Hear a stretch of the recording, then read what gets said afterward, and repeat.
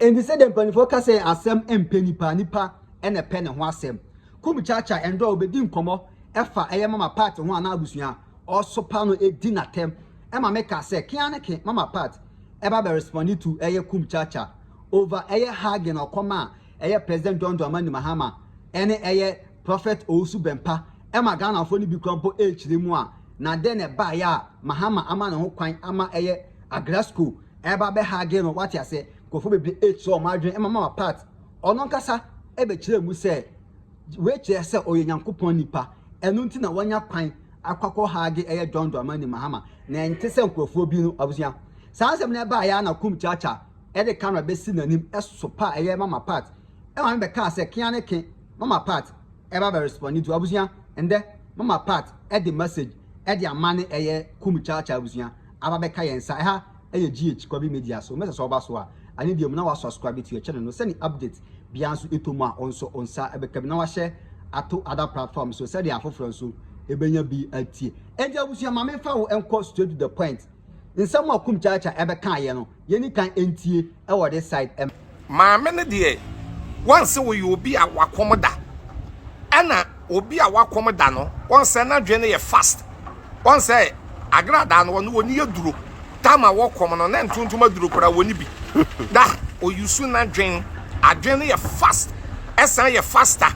eti wono no wo hye adwuma hu se meko program ni bi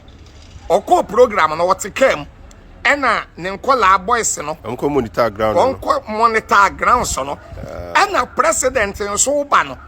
yato abawi enti ese no ye state man eye president ma NDC ni MPP ye nyina ye jano no thank you ye nyina ye jano no eti president e ba that president apie firi ni pam that don bebrebe no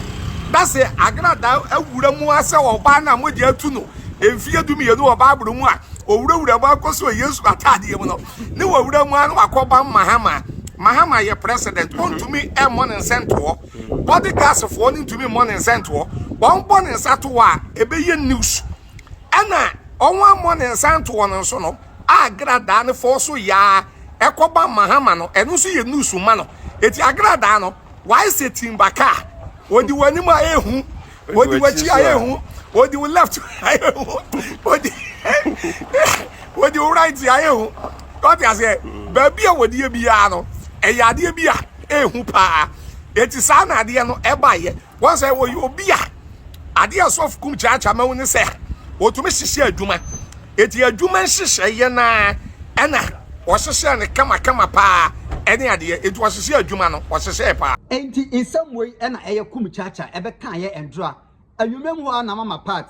ono so ede ne de eden esoma ye se mo fama eye KUMCHACHA ebo ensem wo be kan ye no because mama part echire mu a se enya otan eni anibre eni hypocrisy anka KUMCHACHA eme kan asem we because of say ye invite na ono na ko program na ase no eye ono no ya enti so ono na nya sa akonya na anka won ye de on waste mama part afire KUMCHACHA abusuya enye easy ye ni kan entie mama part ono so therefore the Reverend Dr. Evangelist Patricia Mrs. Siama Noko Spiritual IGP. Ye da trade ampo nyankopon ase. Ene ebiem ema ya brabo. Menom ye no abrabo. Enra niam bebre in the course.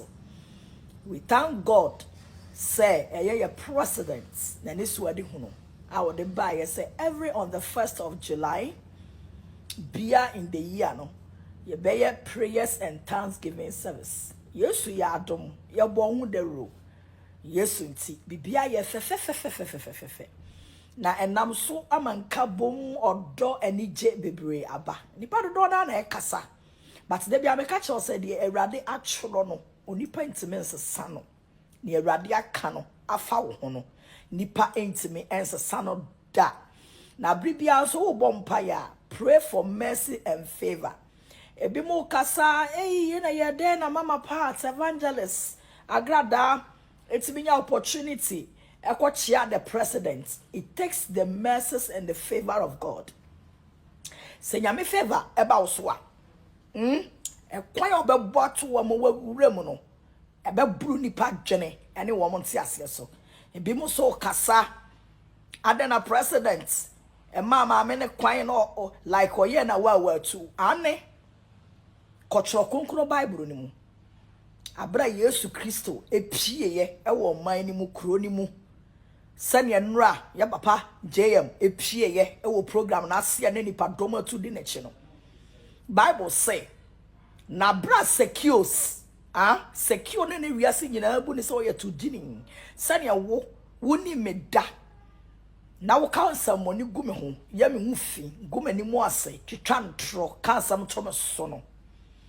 media kamen sem fata se president ebe hia me no Bible say abra secures ehu Yesu abra evangelist mama parts me hu president na me dimrika no Bible say na Yesu kache secures oto nani e wo hu se secures afudua esanse oyetia esanse onsem fata e wo Yesu anim na Bible say na Yesu peja nani ehwe dua no so na o kache secures o se secures si form na enne ufie na meda ebi de nra esiye ewo thanks prayer giving service na se no ne ni panyina president say body guys say makwan ye pia ye ma obi akwan but abra president John Dramani Mahama your excellency JM incoming prophets ba kope abra nani bom anim no o say ohema na it is saying the president has like endorsed me as the queen of Ghana. Eye sani nyame eye na de se wo tiase o se wo ntiase o eye mi favor eye me wosra e na penetrate ye da obi bia nra obeka ye ho ase e ma program no etimi e course wona ubu mi se menya papa wona ubu mi dibonye ni but in the sight or in the face of the spiritual realms in the Holy Spirit no me be nyame ani kosia I am the eye of God.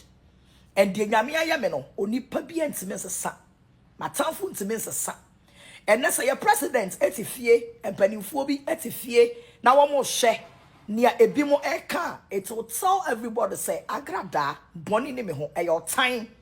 in nipa time e esanse mi nhira eso ano odene e han na no odene na nipa bia woni sunsum papa bia no ontime mpem asem da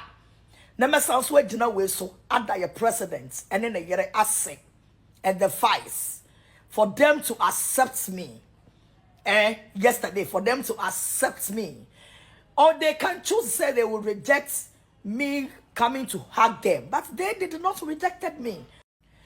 afebi yada ni panyina ase no mesanso ada Reverend Dr. Isaac Owusu-Bempah the nation prophets and Radie not the charisma and the excitement and the love was deep. God bless you, man of God. God bless you so much for your love and your acceptance yesterday on the prayer and thanksgiving service. God bless you so much. God bless you so much. And the abusena de air course no mama hu adwenkyere e wo comment section o ye nso ane de mu na wa subscribe to your channel no send update bia nso etomu a onso ubenya bi na wa share ato other platforms so ede amayema crowd bye bye.